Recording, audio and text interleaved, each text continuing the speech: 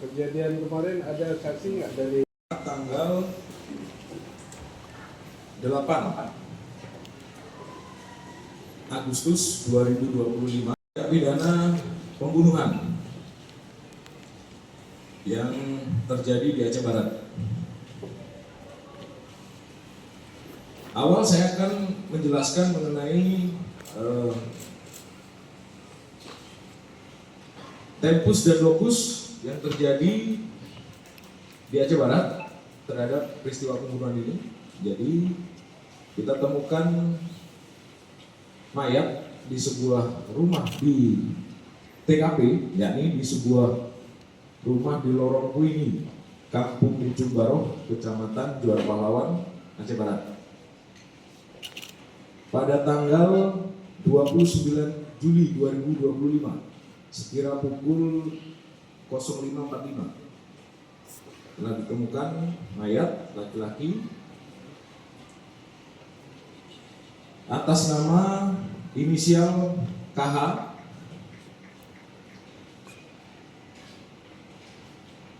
pekerjaan swasta, alamat kediaman Desa Rumpit, Kecamatan Kurung Barona, Aceh Besar. Ini sesuai dengan identitas korban. Ditemukan mayat tersebut, kemudian di tanggal 29 Juli tim identifikasi melaksanakan olah TKP di TKP, kemudian teridentifikasi pelaku melarikan diri yang saat itu pagi itu dengan membawa kendaraan milik korban, sebuah mobilnya Toyota Rush, ya, dengan membawa barang milik korban. Yang saat itu juga tanggal 29 Juli kita laksanakan pengejaran. Diduga menurut informasi pelaku melarikan diri menuju ke Provinsi Sumatera Utara dengan menggunakan jalur lintas barat Sumatera. Pada saat kita melaksanakan pengejaran, didapati pelaku pada saat itu di Tanah Karo, di Polres Tanah Karo, sedang dilakukan proses penangkapan. Pelaku melarikan diri dan menabrak 2 orang polisi petugas lalu lintas Polres Tanah Karo yang sampai saat ini mungkin masih dirawat di rumah sakit akibat luka-lukanya. Dan selanjutnya si pelaku melarikan diri menuju ke arah sebuah hutan tempat wisata, dekat tempat wisata di sana, dan kemudian melarikan diri menabrak lagi 1 orang warga sipil. Jadi korban hasil pelarian si pelaku ini dengan menabrak terhadap 2 orang petugas dan 1 orang masyarakat sipil. Dan setelah terjebak, kemudian pelaku melarikan diri ke arah hutan di Tanah Karo sana. Pelaku sempat bersembunyi 2 malam. Yang selanjutnya pelaku kembali melarikan diri dengan menggunakan numpang truk pada saat itu, dan kemudian naik kendaraan umum sampai ke Bengkulu. Dan dari Bengkulu kita dapati pelaku dan kita tangkap di sana. Untuk sampai saat ini saya sudah berkoordinasi dengan Kapolres Tanah Karo, yang selanjutnya nanti dari tindak pidana yang dilakukan oleh pelaku di sini atas nama inisial MJ, umur 35 tahun, pekerjaan wira swasta, alamat sesuai dengan identitas adalah Desa Sri Mulyo, Anak Ratu Haji, Lampung Tengah, Provinsi Lampung.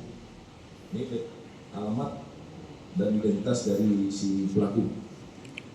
Selanjutnya atas tindak pidana yang dilakukan di wilayah Aceh Barat, kita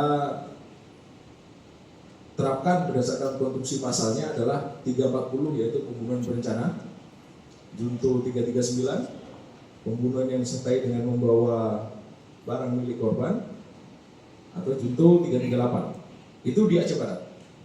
Yang selanjutnya kita akan koordinasi dengan Tanah Karo, yang kemudian ini pasti akan harus mempertanggungjawabkan secara pidana tindakan yang sudah mengakibatkan petugas luka-luka di Tanah Karo dan juga satu warga sipil di sana. Ini bisa saja dikenakan di 213 atau 211 dan 212 dengan ancaman hukuman. Kita cek nanti di sana, kalau memang petugasnya luka berat, ancaman hukuman 8 tahun 6 bulan. Dan bisa juga dikenakan pasal laka lantas tabrak lari terhadap si pelaku di Tanah Karo. Betul, ya. Jadi ada pidana yang harus dipertanggungjawabkan di Aceh Barat berdasarkan tindak pidana pembunuhannya, dan juga di Tanah Karo nanti hasil dari pelarian yang mengakibatkan petugas dan satu orang korban sipil luka-luka.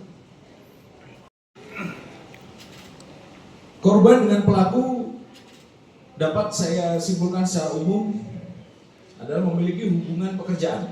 Ya, jadi si pelaku ini dengan si korban awalnya adalah kenal di Banda Aceh sana, di mana si pelaku ini seorang tukang pasang keramik. Ya.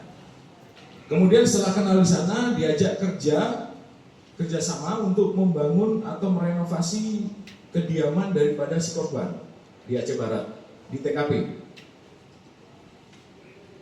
Diajak kemari untuk menjadi tukang di rumah tersebut. Secara umum, pekerjaannya tidak berjalan dengan lancar, sehingga menimbulkan bisa dikatakan sebagai gagal bayar. Jadi si korban ini keberatan untuk membayar si pelaku atas pekerjaan yang sudah dilakukan. Ya. Oleh karena itu dapat saya simpulkan motifnya adalah sakit hati atau dendam terhadap si korban. Apa saja Pak barang yang dibawa oleh pelakunya? Barang-barang yang dibawa oleh pelaku dari korban. Ya. Nah, dari korban sebuah mobil Toyota Rush, kemudian satu buah handphone milik si korban. Karena pada saat setelah membunuh, memukul kepalanya dengan sebuah besi bulir, ya, bisa dikatakan linggis di bagian belakang kepalanya, ditarik, dipukul kembali, kemudian mengambil mobil. Jadi karena sudah panik, ambil mobil sekaligus handphonenya dan dibawa lari menuju ke Sumatera Utara. Siapa untuk yang kasus di Aceh Barat nih Pak? Untuk di 340 pidana maksimal hukuman mati atau selama-lamanya seumur hidup. Dan untuk yang 339 pidananya seumur hidup atau 20 tahun penjara. Sedangkan yang 338 15 tahun penjara. Oke. Yang untuk di Aceh Barat. Pelan-pelan.